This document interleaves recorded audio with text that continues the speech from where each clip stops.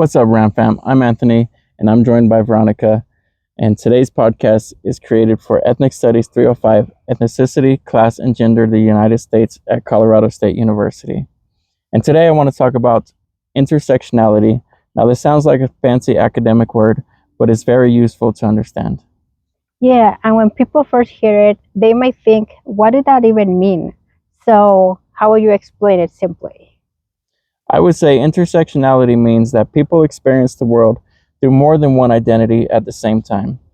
We are not all just one race, gender, or social class. All of those things can overlap and shape how we're treated and how our perspectives of the world.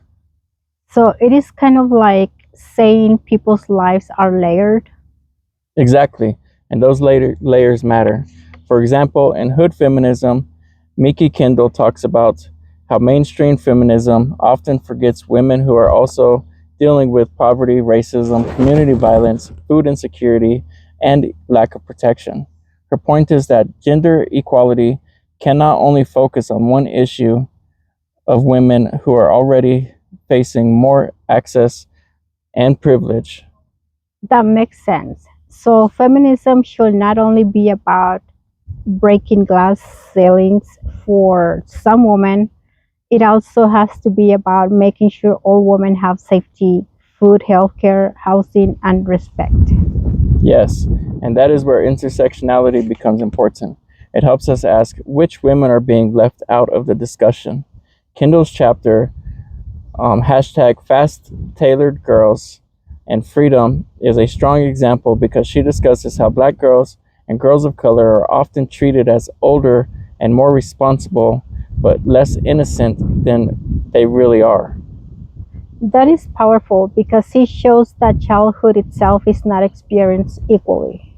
Exactly. Some people are protected while others are judged and blamed.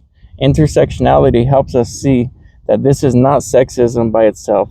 It's sexism mixed with racism, stereotypes, class judgment, and adultification through passive aggressiveness. So instead of asking do girls face sexism, we should also ask which girls are facing sexism differently and why. Yes, that is a better question. And we can also connect those to Charles Mills' The Racial Contract, where Mills argues that racism is built into structure of society, not just individual prejudice. So when we think about intersectionality, we can see how racism connects with other systems like patriarchy and class inequality. So systems do not work alone, they team up in any way. Right, and that is why one size fits all solutions do not always work. If a movement only focuses on one issue, it might miss the people who are dealing with several issues at the same time. Can you give a real world example? Sure, think about education.